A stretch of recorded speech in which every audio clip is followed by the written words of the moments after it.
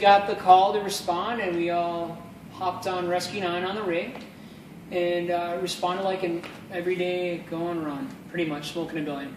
Didn't think much of it. So we were listening to the radio, the dispatcher coming in and getting more calls, that they got more calls, people calling in, smoke in the area.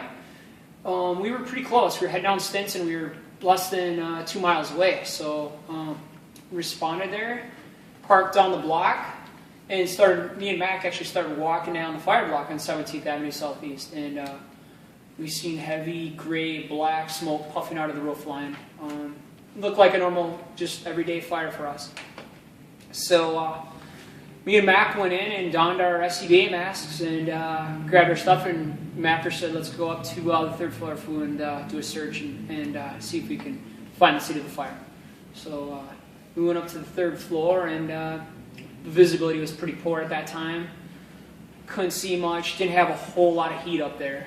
So we were looking around. He went one way and I went the other, and we were kind of sniffing around for the fire and the heat to find it and figure out where it was and expose it. Couple seconds, it seemed, for eternity into it. Macker said, "Fool, come on over here. I can hear it in the walls. It's crackling in the walls." So I went over in his direction to his voice, and me and him started pounding into the drywall, into the knee wall, and all I can remember is just the place took off. All I remember is being blown one way and Mac the other way. They said later on it was 11 feet I was blown. As I came to, all I could see was fire and a tremendous amount of pain. I was burning up all over my hands and just everywhere. I felt burning everywhere. Through all the fire that I was engulfed in, I seen a beam of sunlight coming through the window. And I followed that sunlight and went over, and it led me to the window. At that time, the window hadn't been blown out, ironically. There, I used my left hand to punch the glass out and used my helmet to scrape the rest of the glass out so I could get myself out without cutting myself any worse. And this time, I didn't think it was too bad. I just thought, all right, you know what, I'll go down to the hospital and get cleaned up, and that'd be it. And started yelling to Schroeds out the window for a ladder, because it was a big drop. I looked out the window, and it was on the third story of the house, and it was a huge drop. I knew that there was no way I was going to be able to just jump and not get hurt, so started yelling for him to get a ladder, and he didn't get the ladder. He was working on getting it, and at this time, things got worse up in that fire room. I figured, I got to get out of here. I got to get out of here now. So actually hung from the third story of the window to ease my drop. Ended up letting go, landing on the porch. Luckily, of the overhang, a porch overhang, and landed there. And they laddered the building. The engine company was laddering the building already, and was able to get up after a couple seconds, help myself down the ladder. And still, at this time, I didn't think it was a bad thing. I just thought, all right, I'm banged up a little bit. I'll go down and get cleaned up, and we'll get moving on. It just is what it is. So I started walking on the ladder, and people were looking at me in disbelief. They were just turning their heads every which way, scared to look at me. And I thought to myself, "Oh, what's going on here with this? So I figured, all right, I started looking down at my hands, and I seen the skin hanging off my hands at this time.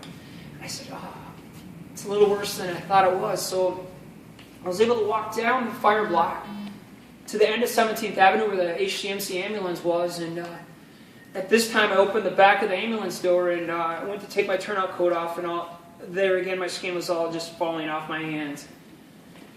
Took my turn-off coat off and hopped in the ambulance, and the first thing I said is, I need some morphine, some painkillers for all this. And they looked, and they couldn't even look at me. They turned their head, and they looked this way.